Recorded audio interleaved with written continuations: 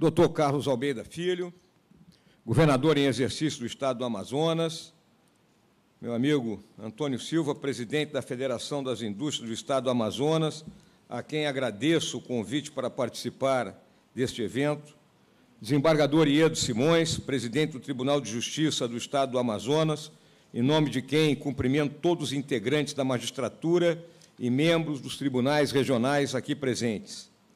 Deputada Alessandra Campelo, vice-presidente da Assembleia Legislativa do Estado do Amazonas, em nome de quem cumprimento todos os deputados estaduais presentes.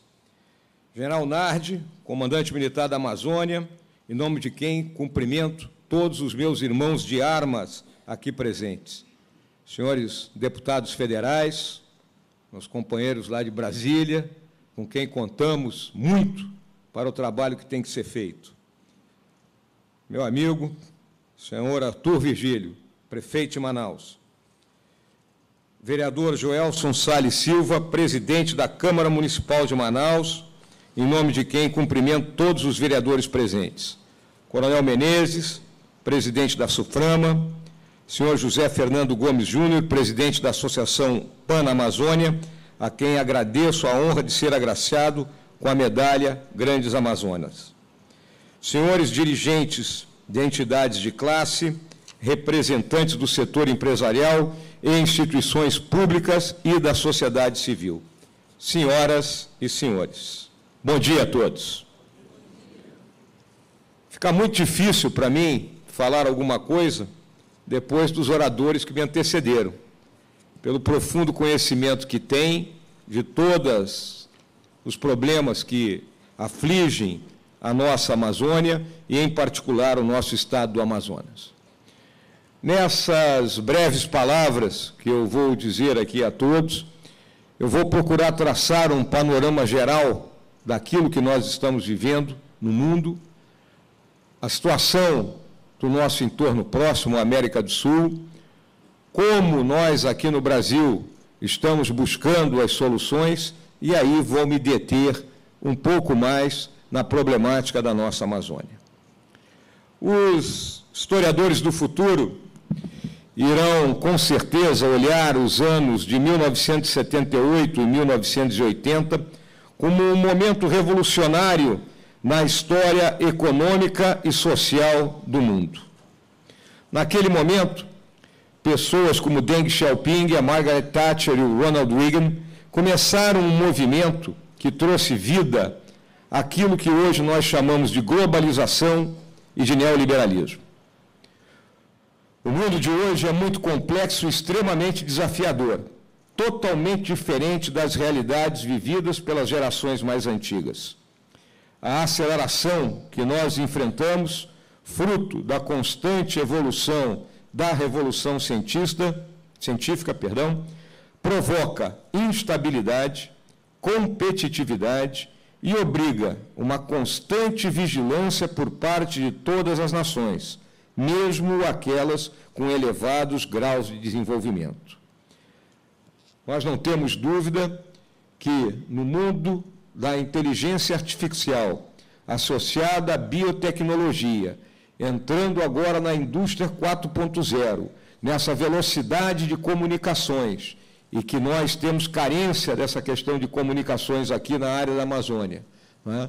Esse mundo ele vai mudar a característica dos empregos, a característica do conhecimento que nós devemos ter, e compete ao Estado mitigar isso e preparar a população para que enfrente essa revolução que nós estamos vivendo. A tecnologia dita regras e a velocidade com que as informações são disseminadas faz o novo parecer velho num piscar de olhos. De modo que a gente pode afirmar tranquilamente, não existem mais mares tranquilos. Conflitos ocorrem em todos os lugares, e ameaças transnacionais, como o terrorismo, a guerra cibernética, o tráfico de drogas, imigrações ilegais, o crime organizado e as catástrofes ambientais e climáticas estão ao nosso redor.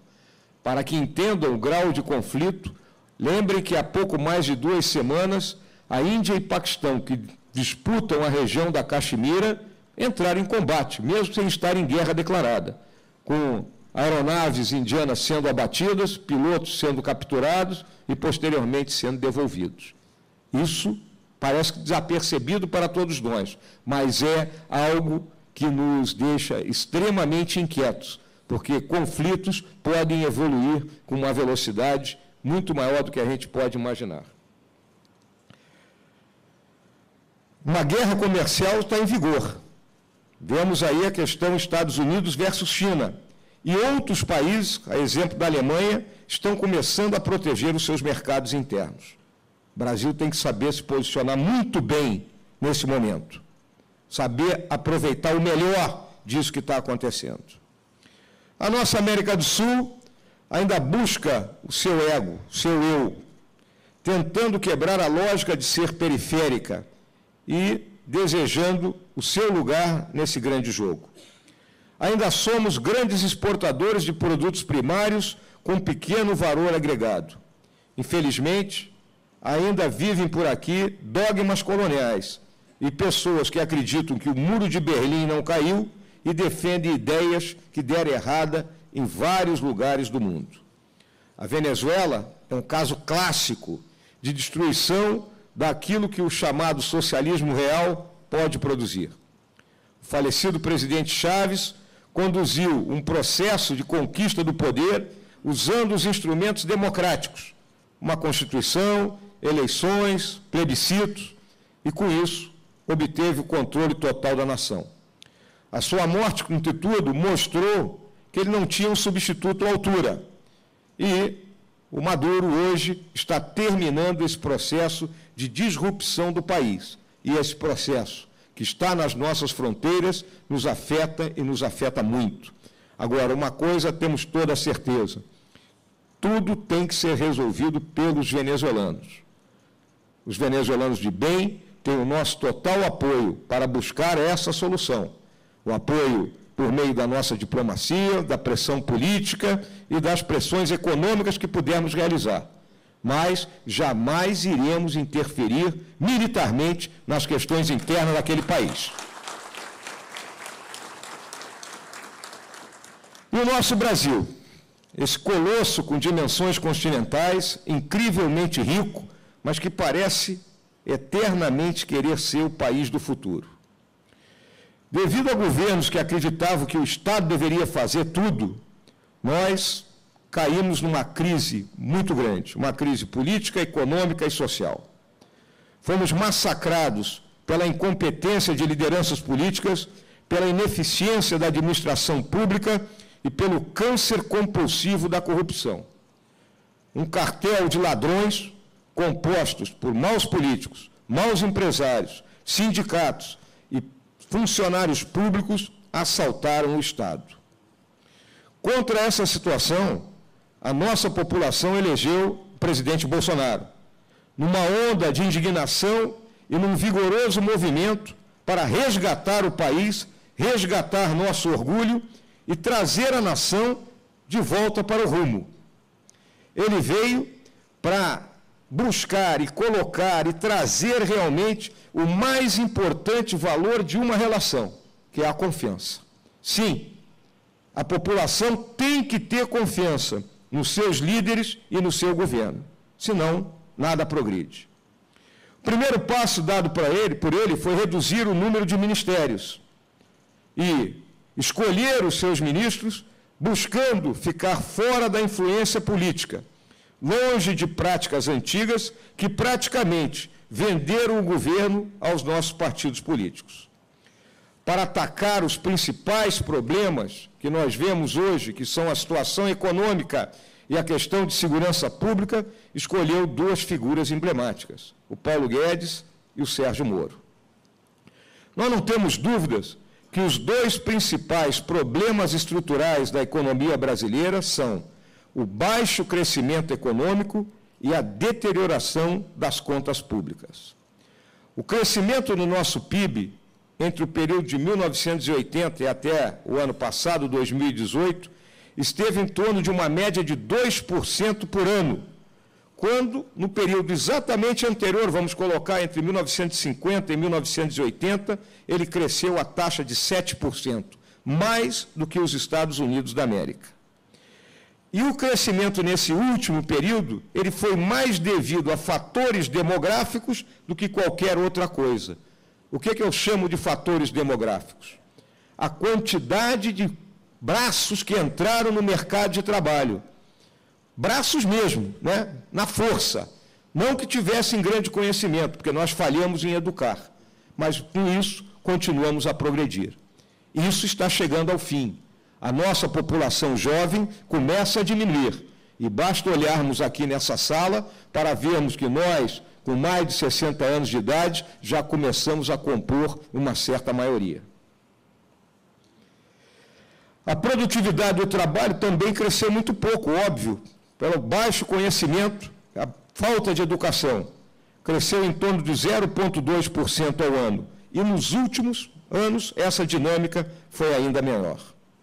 As contas públicas andaram por uma trilha de uma deterioração tremenda, devido ao forte aumento dos gastos primários, especialmente aqueles obrigatórios.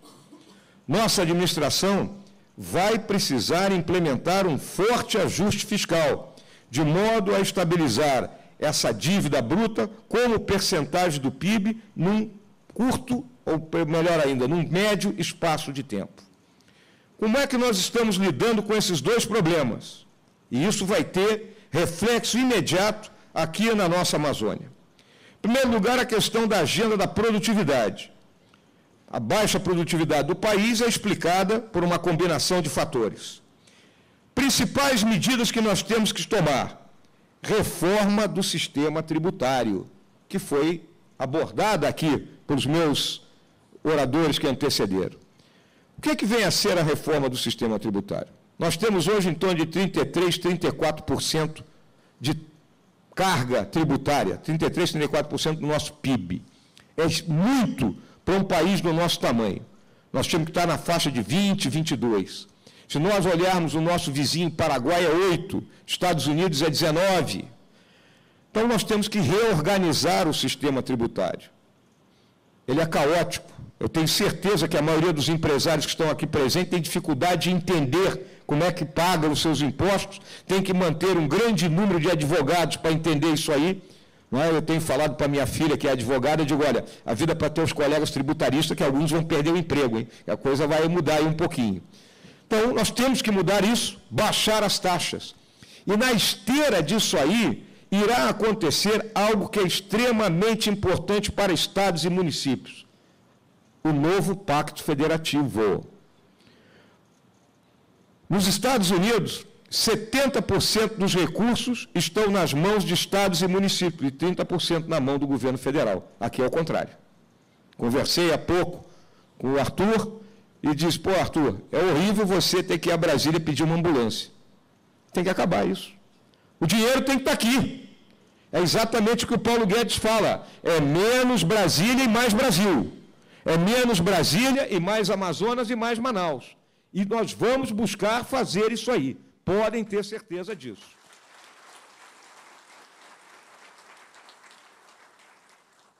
Outro assunto delicado que foi tocado aqui.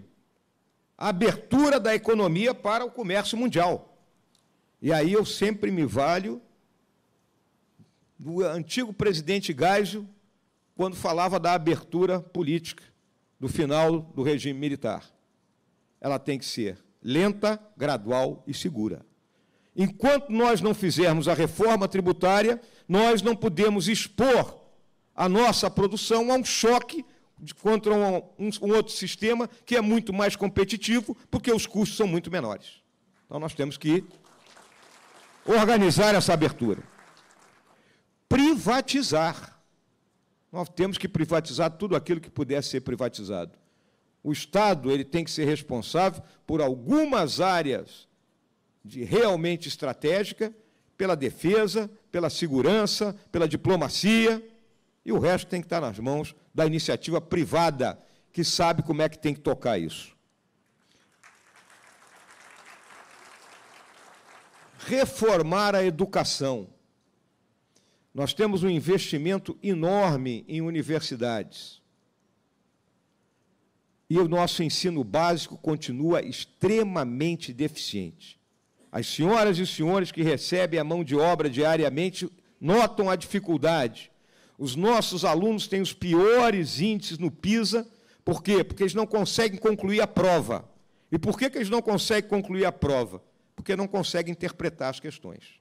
Ou seja, tem uma deficiência cognitiva que não é mais, que a gente não pode mais admitir.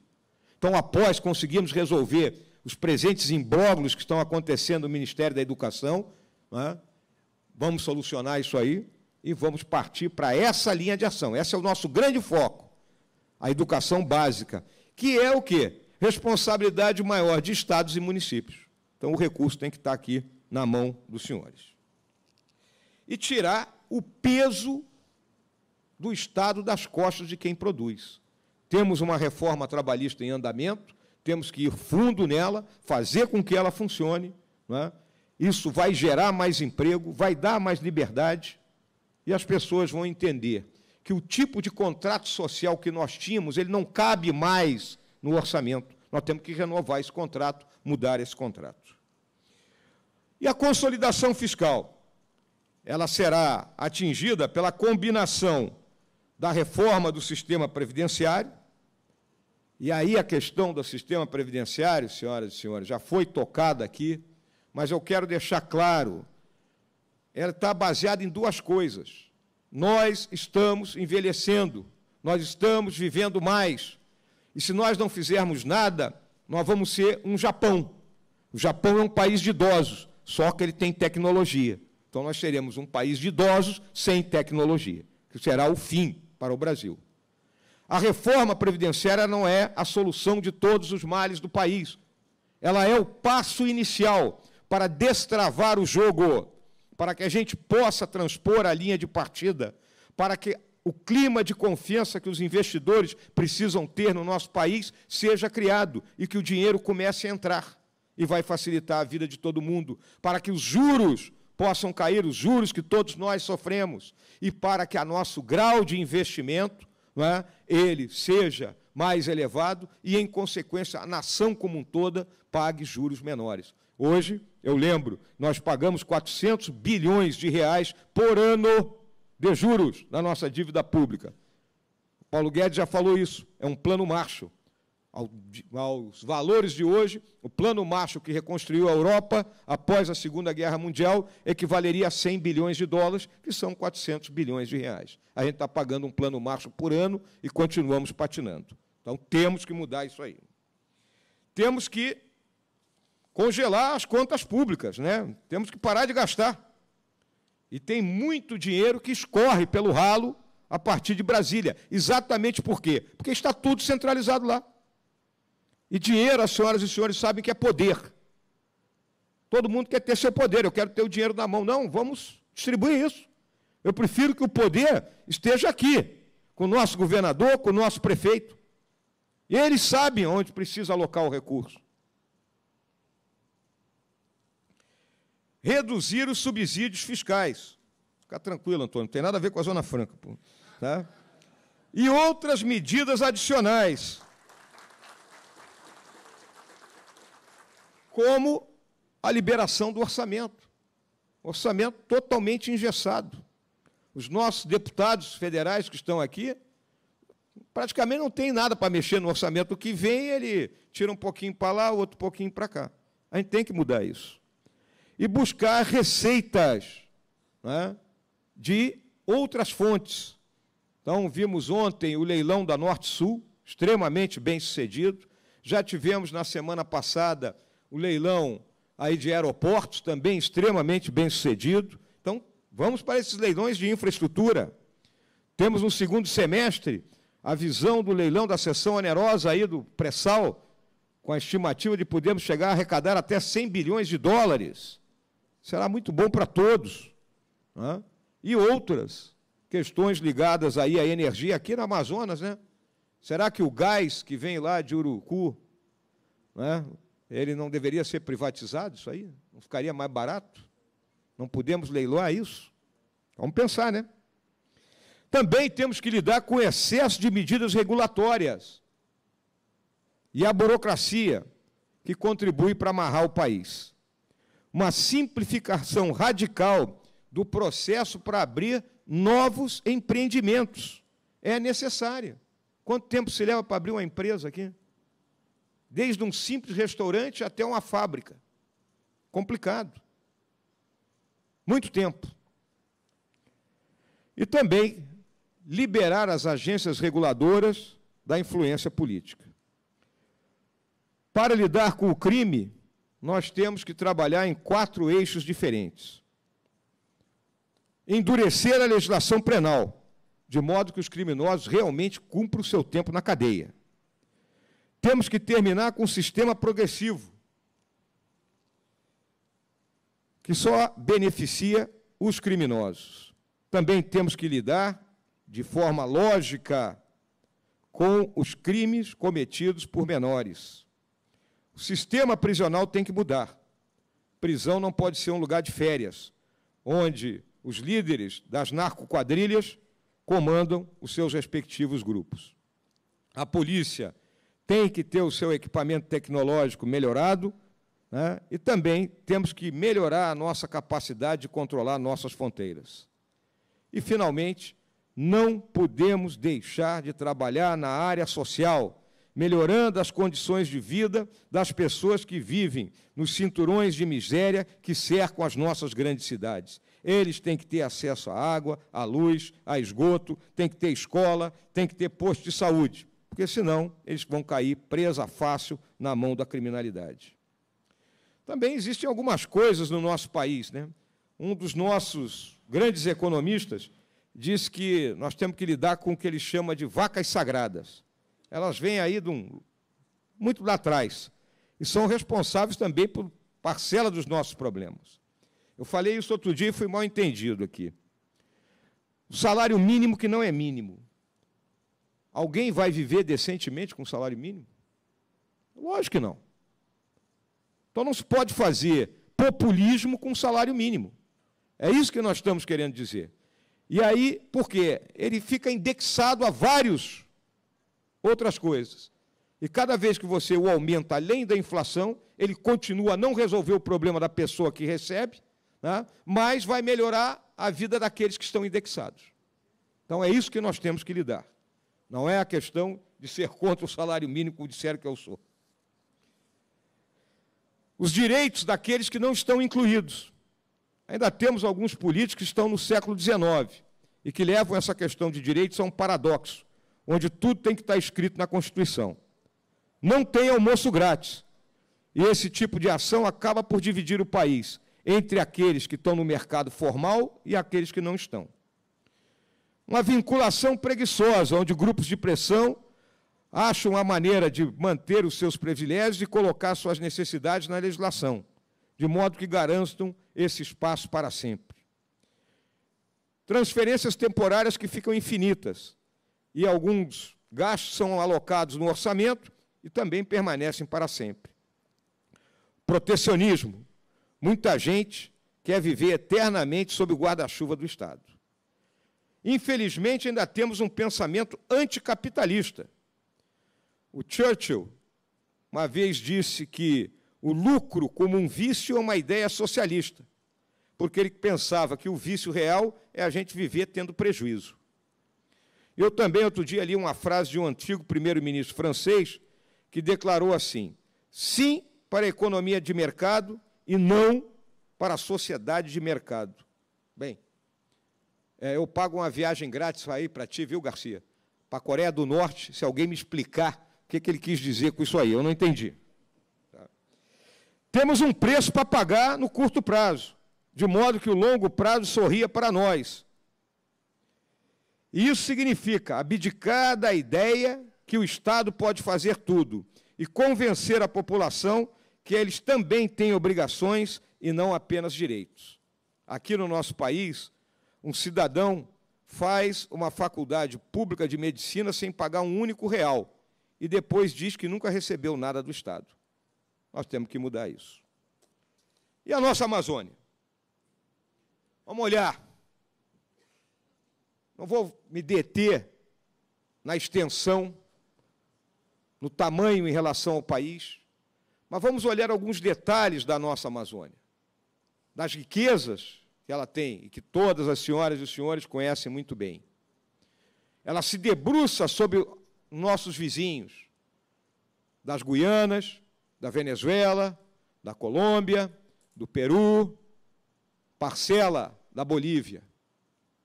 Temos problemas em alguns desses vizinhos. Dali vêm as drogas ilegais. Então, nós temos que lidar muito bem com eles. Isso é um problema do Estado brasileiro e não um problema único, especificamente, dos entes federados que fazem limites. O Estado brasileiro tem que ser capaz, né, de impedir ou de, pelo menos, mitigar essa entrada, né, das drogas ilegais e que correm por dentro aqui dos nossos estados, principalmente aqui do nosso Amazonas, e que causam os problemas de segurança pública que a gente enfrenta, não só na rota do narcotráfico, mas como também aqui na nossa capital, aqui em Manaus. Temos que olhar algumas peculiaridades. Existe uma área na Amazônia como um todo que eu chamo de a ilha. Peço um exercício de imaginação das senhoras e dos senhores. Imagine-se entrando pela foz do rio Amazonas, passando por Manaus, subindo o Rio Negro, passando de São Gabriel da Cachoeira, entrando em território venezuelano, fronteira com Colômbia, pegando o canal do Cassiquiare, desembocando no rio Orinoco, atravessando os llanos venezuelanos e voltando ao Oceano Atlântico. Isso é uma ilha vazia. Quantos mil habitantes tem aí? Não vou nem falar em milhões.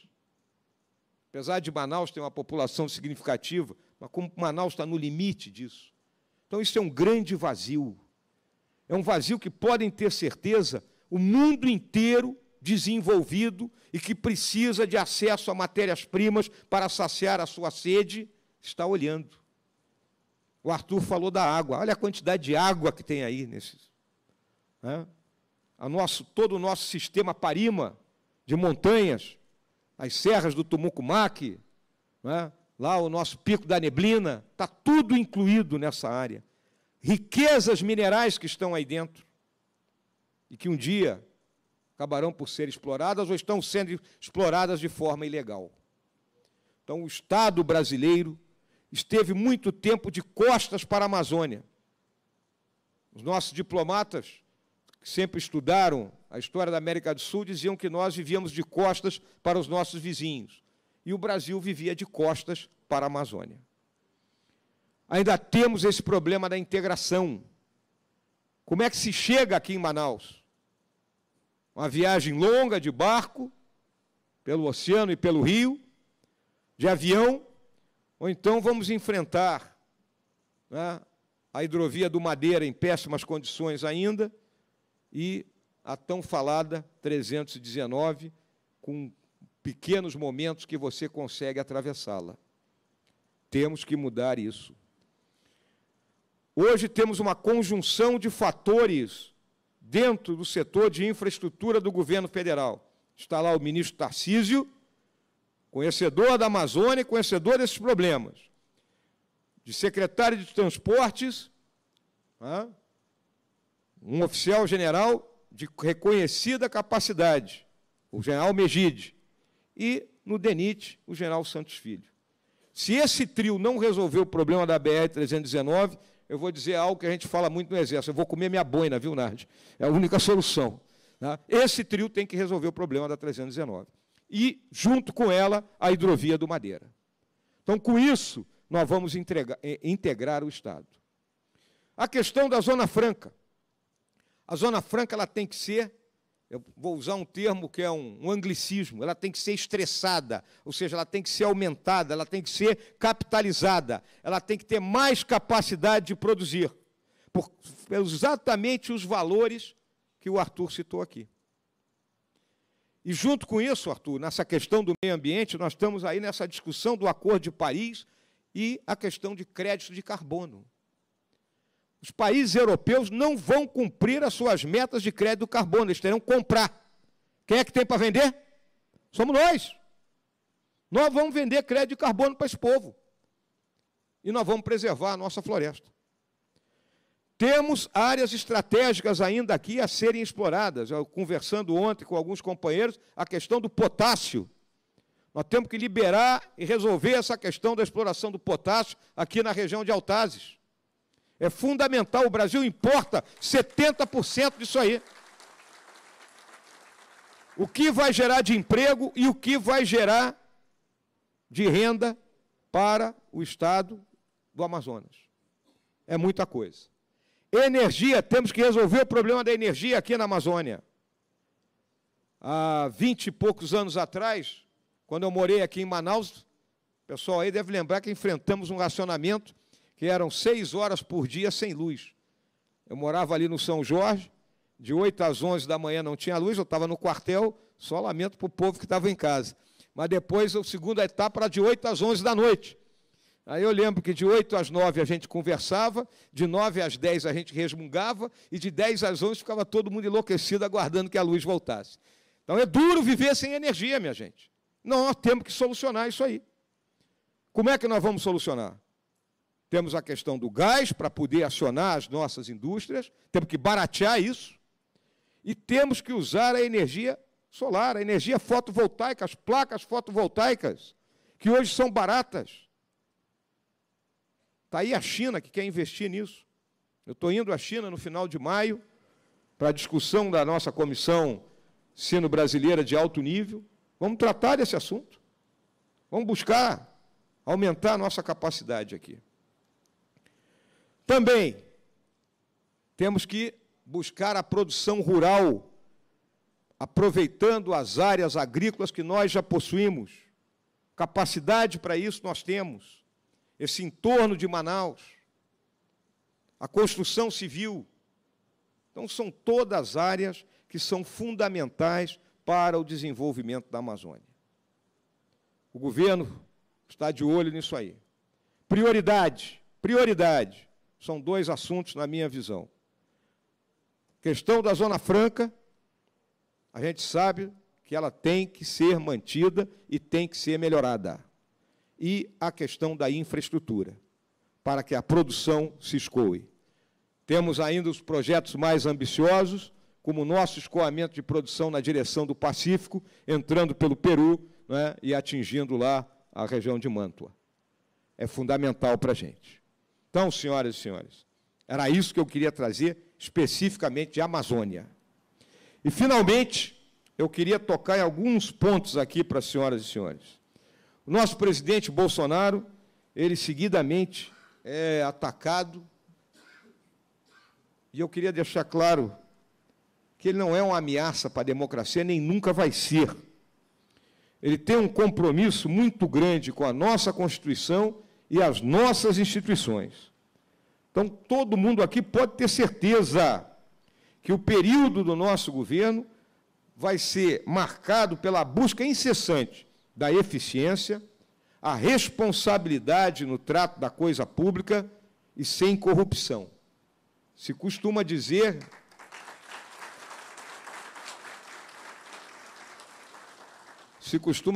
que os cofres públicos são a viúva, né? A viúva casou de novo. Está bem casada ela agora. Ele é um estadista.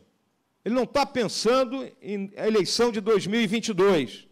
Ele está pensando em solucionar os problemas. Ele está pensando nas próximas gerações. Ele não quer que as próximas gerações, um belo dia, digam o que vocês estavam fazendo e nos deixaram nessa situação.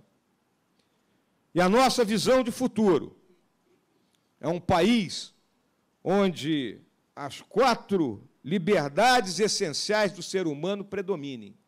E aqui eu me valho de um discurso pronunciado pelo presidente Roosevelt, o discurso do State of the Union do ano de 1940. E essas liberdades é que nós buscamos para o nosso país. A liberdade de expressão, da gente emitir a nossa opinião, respeitando uns aos outros. Não precisamos nos ofender mutuamente, não precisamos nos radicalizar, e opinião, cada um tem a sua e a gente tem que debater em alto nível e apresentar os seus argumentos. A liberdade de religião. Cada um escolhe a religião que deseja. a liberdade de não sermos obrigados a fazer aquilo que não queremos, ou seja, de vivermos oprimidos. E, principalmente, a liberdade de sairmos à rua e não termos medo. É isso que nós desejamos. Muito obrigado.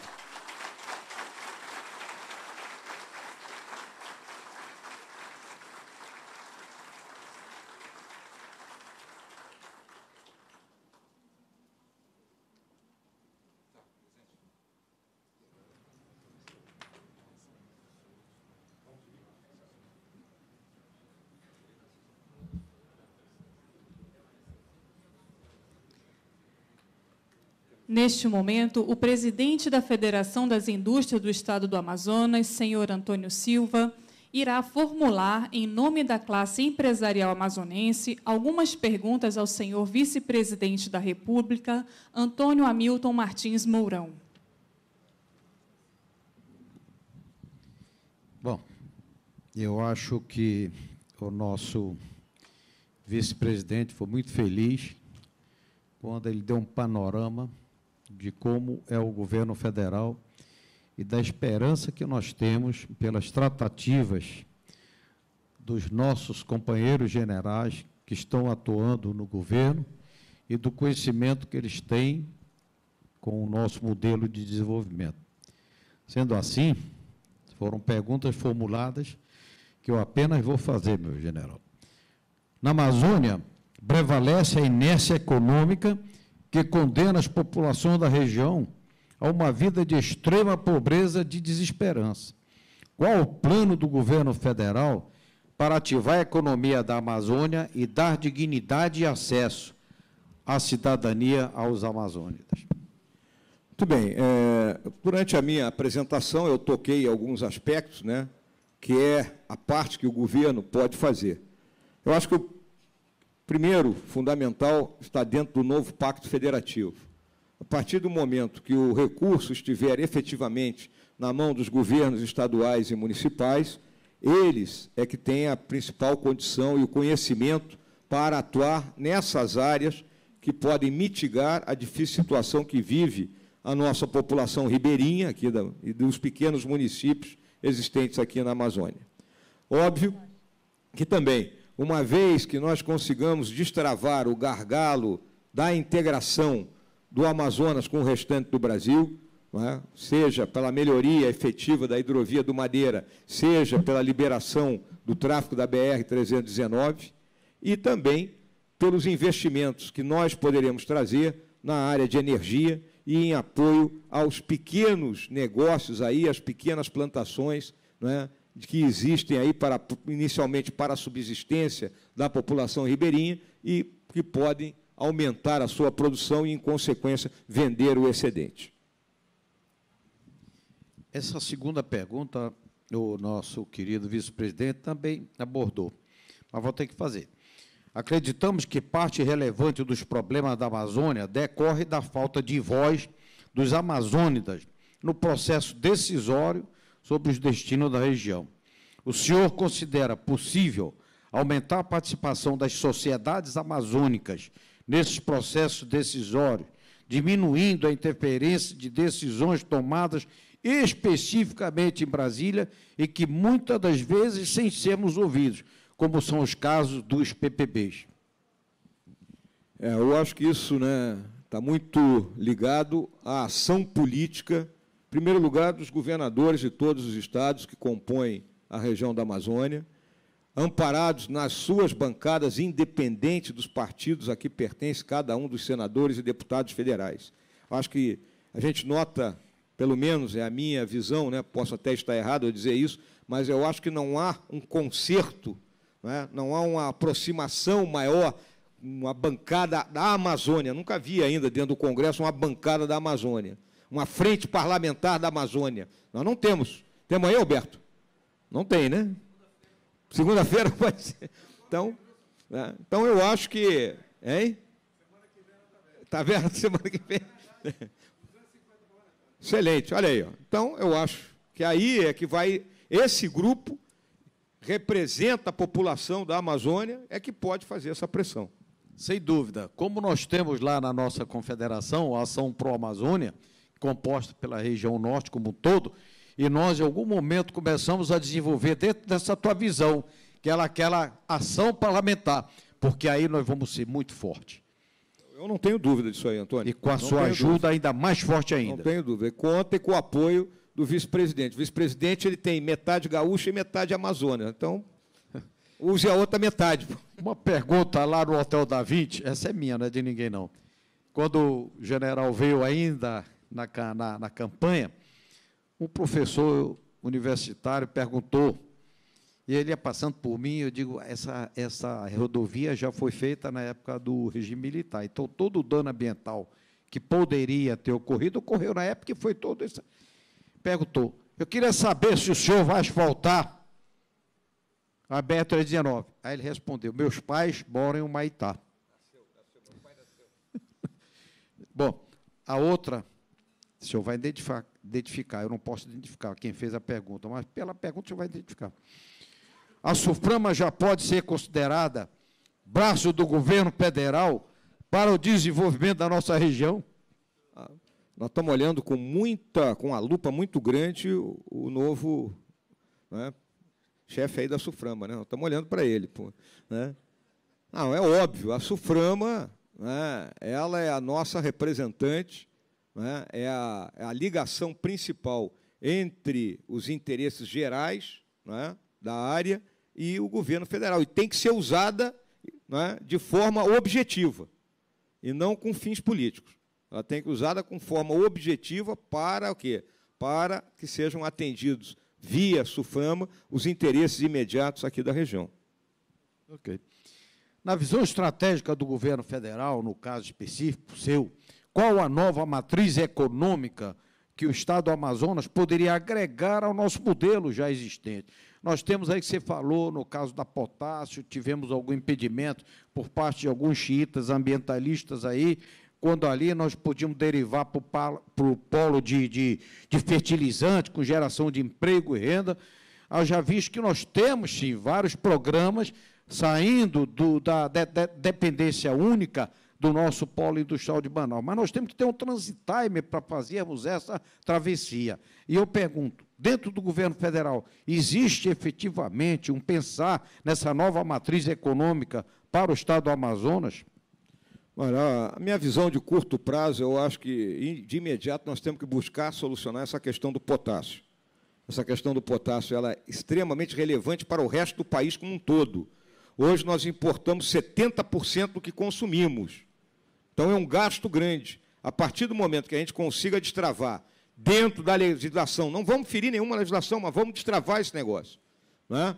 E a gente tem condições de compensar, seja lá o que for ocorrer em termos, né, de degradação de parcela do meio ambiente, que sempre vai ocorrer, mas a gente compensa em outro lado.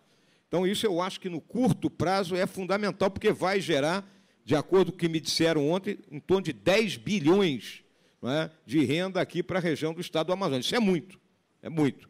E eu acho que nós temos que buscar, né, o investimento na questão da energia usando as placas fotovoltaicas, né? Apesar de hoje a gente ter tido um dilúvio, a gente sabe que aqui o sol, né, quase que diariamente tem um para cada um, né? Então vamos usá-lo. Bom, para finalizar, eu queria que o senhor pudesse deixar uma mensagem de otimismo à classe produtora como um todo, da nossa região e da nossa sociedade. Senhoras e senhores, o que eu quero dizer? Quero dizer o seguinte: o governo do presidente Bolsonaro é uma democracia liberal. A democracia liberal, ela está vivendo uma crise no mundo inteiro. A gente olha sempre aqui um atrativo para que, né, regimes de força dominem, o pessoal olha para a China é uma coisa muito peculiar, né? Mas a democracia liberal, a gente tem que persistir com ela. É que nem Nardi, que é o meu companheiro paraquedista, sabe que quando a gente sai do avião num salto livre, se a gente não persistir na posição, né, vai virar vaca. Então, nós temos que persistir e acreditar nesse sistema. Por quê? Ela enfrentou a crise do imperialismo na Primeira Guerra Mundial e venceu. Enfrentou o nazifascismo na Segunda Guerra Mundial e venceu. E, ao longo do século XX, ela se opôs e venceu o movimento comunista. Então, ela vai vencer agora. Então, essa é a nossa mensagem. Vamos acreditar no nosso sistema democrático e vamos acreditar no liberalismo. O liberalismo no seu melhor sentido, do direito à propriedade, de o Estado não ficar pendurado em cima da gente, de nós termos liberdade para empreender e que o Estado zele pela nossa segurança e pela nossa defesa. Então, nós temos que persistir e acreditar nesse sistema. Por quê?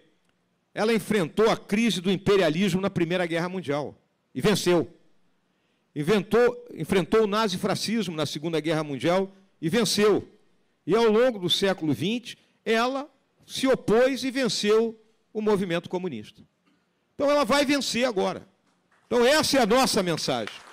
Vamos acreditar no nosso sistema democrático e vamos acreditar no liberalismo. O liberalismo no seu melhor sentido, do direito à propriedade, de o Estado não ficar pendurado em cima da gente, de nós termos liberdade para empreender e que o Estado zele pela nossa segurança e pela nossa defesa. É isso que eu penso.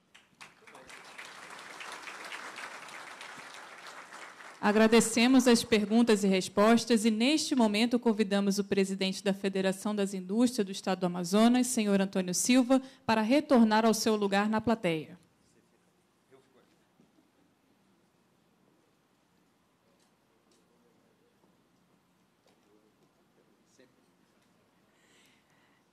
Neste momento, o senhor vice-presidente da República, Antônio Hamilton Martins Mourão, será agraciado com a medalha Grandes Amazônidas, uma honraria outorgada pela Associação Panamazônia, organização de natureza privada sem fins lucrativos ou político-partidários, dedicada ao ideal de integração solidária dos 8 países amazônicos.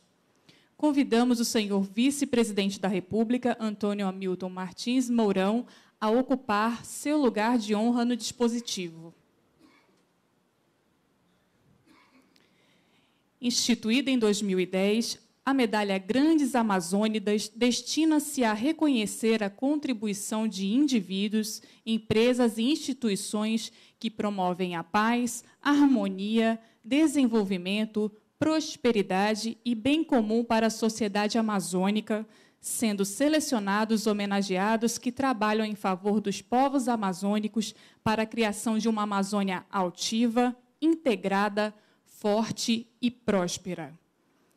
Convidamos ao palco para outorgar a medalha o presidente da Associação Panamazônia, senhor José Fernando Gomes Júnior, e o vice-presidente da Associação Panamazônia, senhor Jonathan Benchimol.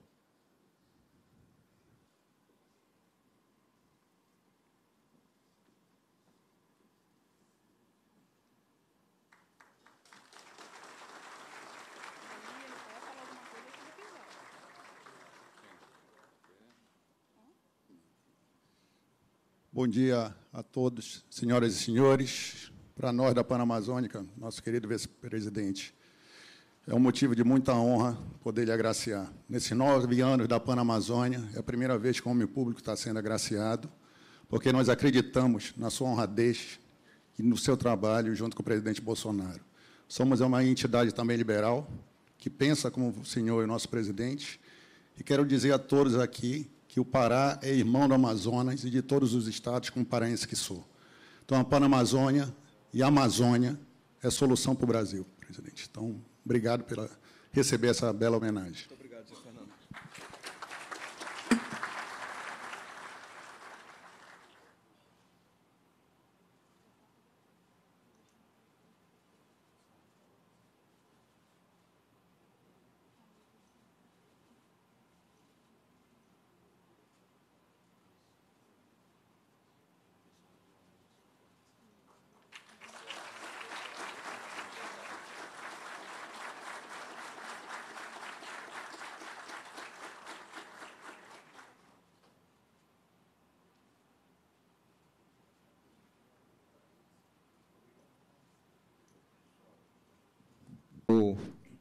Com muita emoção, agradeço essa homenagem extremamente significativa. O meu avô, que foi citado aqui pelo Arthur Vigílio, desembargador Hamilton Mourão, era piauense de nascimento, se formou em Direito lá no Recife, no começo do século passado, e veio para o sul do Amazonas, que era onde se ganhava dinheiro com as questões da borracha. Conheceu a minha avó, que era Botelho, morava num seringal em Humaitá, seringal Primavera, casaram, daí nasceu meu pai. A minha família, o meu núcleo familiar particular, eu, a minha falecida esposa e meus filhos, moramos 3 anos aqui em Manaus, e eu e ela 2 anos em São Gabriel da Cachoeira. Meus filhos estudaram no Colégio Militar de Manaus, o meu filho mais velho entrou na universidade aqui, iniciou seu curso de administração na Universidade Federal do Amazonas, onde um dos meus tios foi reitor, professor Otávio Mourão. Portanto, em nome da minha família, que muito emocionado, eu agradeço.